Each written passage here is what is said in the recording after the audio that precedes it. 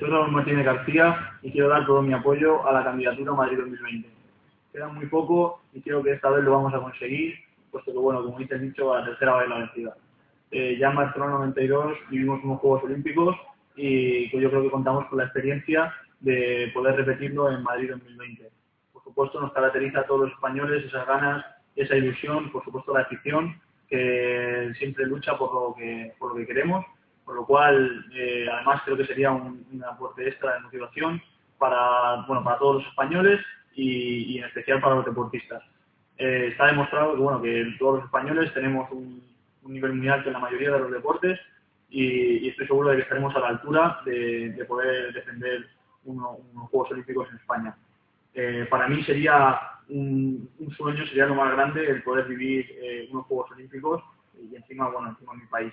Con lo cual yo creo firmemente en la candidatura de Madrid 2020 y creo que España va a ser la elegida.